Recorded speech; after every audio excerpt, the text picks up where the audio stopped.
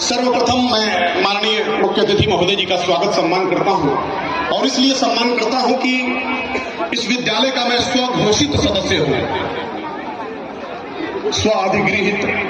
मैंने स्वयं को शिवम साइंस एकेडमी का सदस्य घोषित कर लिया है अपने तरफ से। तो ये हम लोगों का सौभाग्य भी है और डॉक्टर साहब की विशेष कृपा भी है कि अपने विद्यालय का सदस्य मुझे स्वीकार करे ना करे, मैंने तो मान लिया है। मैं हर हाल में उपस्थित रहता हूं आपके कार्यक्रम में।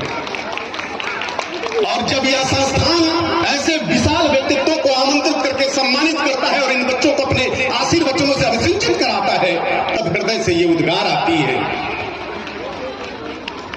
कि सारे पत्ते चमन में बदल जाएंगे, सारे पत्ते चमन में बदल जाएंगे, धूल कण भी रतन में बदल जाएंगे और आपके आने से मौसम में बदला मिजाज, अब ये धरा भी गगन में बदल जाएंगे, अब ये धरा भी गगन में बदल जाएंगे। विद्वान कहते हैं कि यदि हमारी आंखें खूबसूरत हैं तो हम दुनिया को मोहब्बत करेंगे, लेकिन जब हमारा दिल खूबसूरत हो, हमारी जज्बात खूबसूरत हो, हमारी बात और सोच खूबसूरत हो, तो ये दुनिया मोहब्बत करती है। ऐसे शख्सियत आज हमारे मुख्य अतिथि हैं जिनकी सोच खूबसूरत है, जिनके जज्बात खूबसूरत है, जिनकी शख्सियत विशाल है। तो बड़ी तालियां मैं आमंत्रित करता हूं अपने सम्मान्य मुख्य अतिथि महोदय जी के लिए। मैं बहुत बहुत अभिनंदन करता हूं, स्वागत सम्मान करता हूं। और चूंकि गणतंत्र दिवस का यह कार्यक्रम संचालित हो रहा है, ऐसे में आप सभी जानते हैं कि व्यक्ति का विकास दो तरह से प्रमुख रूप से होता है, उसमें एक शिक्षा है, दूसरा स्वास्थ्य। मुझे प्रसन्नता इस बात की है कि शिवम साइंस एकेडमी शिक्षक तो दे ही रहा है, शिक्षा के क्षेत्र में नए आयाम को प्रस्तुत कर रहा है समाज में। शिवम साइंस एकेडमी आदरणीय डॉक्टर विनीत कुमार यादव जी के कुशल नेतृत्व में, लेकिन स्वास्थ्य के क्षेत्र में भी भाग परानी ही नहीं, बल्कि मुझे लगता है कि तहसील क्षेत्र के कोई विद्यालय इस तरह के नहीं है जो स्वास्थ्य के क्षेत्र में बच्चों की मजबूती के लिए इतना मेहनत करते हो, उनके लिए इतने अच्छे कार्यक्रम का आयोजन करते हो। ये केवल शिवम साइंस एकेडमी करता है, पूरे भाग परानी के किसी कोने में चली जाएगी। और पंडित मदन मोहन मालवीय जी ने कहा था कि ग्रामे ग्रामे पाठशाला व्यायामशाला गृह के लिए, हर गांव में पाठशाला होना चाहिए और हर घर में व्यायामशाला होना चाहिए। तो व्यायामशाला के लिए हमारे पास हर घर में स्थान तो नहीं है, लेकिन शिवम साइंस एकेडमी ने बच्चों को व्यायामशाला से जोड़ करके प्रस्तुत किया है। उनके अंदर के जितने भी क्वालिटी है, जिस भी क्षेत्र में उनके टैलेंट है, उनको प्रस्तुत करके उन्हें सम्मानित करने का कार्य किया है। और ऐसे विद्वान साथियों से, ऐसे विद्वान शख्सियतों से जब सम्मानित कोई बच्चा होता है तो निश्चित ही उसके अंदर एक ऊर्जा का संचार होता है, उसके अंदर एक ताकत आती है, उसका आत्मबल और उसका साहस बढ़ जाता है कि आदरणीय तहसीलदार महोदय जैसे शख्सियत के हाथों से मुझे आज सम्मानित होने का अवसर मिलेगा। गणतंत्र दिवस पर बहुत कुछ कहने के लिए शेष नहीं है। सारे बच्चे जानते हैं कि आज के दिन हमारा संविधान लागू हुआ था और इसी से हम 1950 से लगातार अनवरत हर 26 जनवरी को गणतंत्र दिवस के रूप में इस त्योहार को मनाते हैं हर्षोल्लास के साथ। लेकिन चर्चा करने का विषय यह है कि आखिर में इस अवसर को प्राप्त करने के लिए हमारे पूर्वजों ने, हमारे स्वतंत्रता संग्राम सेनानियों ने, आजादी के वीर सपूतों ने कितने बलिदान दिए, कैसे कैसे बलिदान दिए, कल्पना करके रोंगटे खड़े हो जाते हैं।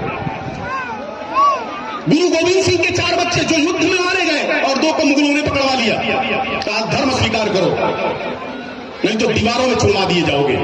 उन्होंने कहा कि देश के साथ, धर्म के साथ हम गद्दारी नहीं करेंगे, हम दूसरा धर्म स्वीकार नहीं करेंगे। मुगलों ने आदेश दिया कि लोग दीवारों में चुनवा दो, दीवारों में चुनवाया जाने लगा। एक बच्चा 15 साल का थोड़ा बड़ा था, दूसरा 10 साल का थोड़ा छोटा था। दीवार चलते चलते जब छोटे वाले के सर के पास पहुंची तो बड़ा वाला रोने लगा, उसके आंखों से सरसर आंसू गिरने लगे।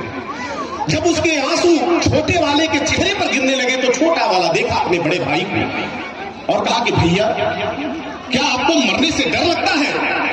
आप रो रहे हैं इस तरह से, अपने देश के नाम पर, अपने धर्म के नाम पर हम कुर्बानी देने जा रहे हैं और आपकी आंखों से आंसू निकल रहा है। बड़ा भाई कहा कि बाबू, मैं इसलिए नहीं रो रहा कि हम अपने देश धर्म के नाम पर कुर्बान होने जा रहे हैं, मैं तो तेरे सौभाग्य अपने और अपने दुर्भाग्य पे रो रहा हूं कि तुम इस दुनिया में मेरे बाद आए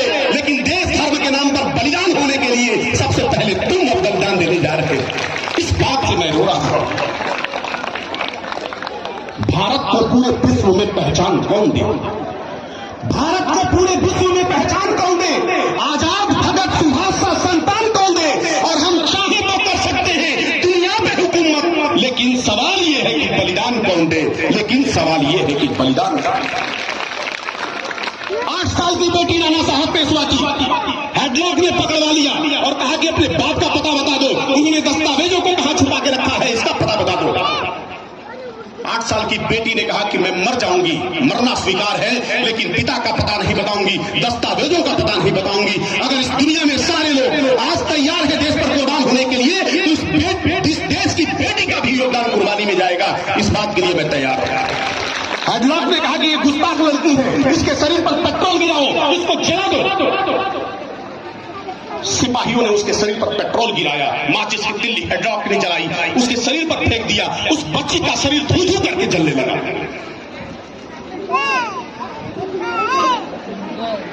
हेडलॉक ने कहा कि अंतिम बात पूछ रहा हूं, अगर तुम अपने पिता और दस्तावेजों का पता नहीं बताती हो तो तुमको ऐसे ही चलते छोड़ दिया जाएगा, अगर बता देती हो तो मैं तुमको बचा दूंगा, ये मेरा वादा है। बेटी ने कहा कि बलिदान मेरे खून में है, मेरे बाप दादाओं ने, मेरे पूर्वजों ने बलिदान दिया है, अगर बेटी का बलिदान जाता है देश के लिए तो मुझे साफ स्वीकार है, लेकिन मैं देश के साथ गद्दारी नहीं करूंगी। और उसने कहा हेडलॉक से, ये गुस्ताख हेडलॉक सुन लो, मरने से इनकार नहीं, मर्जी है भाग्य विधाता की, मरने से इनकार नहीं, मर्जी है भाग्य विधाता की। और मैं बेटी नहीं हूं पेशवा की, बेटी हूं भारत माता की, मैं बेटी नहीं हूं पेशवा की, बेटी हूं भारत माता की। और भारत माता के वीर सपूतों ने जिस तरह से बलिदान दिया है, हमारी बेटियों का भी बलिदान उनसे कहीं किसी का कदम पर कम नहीं रखा।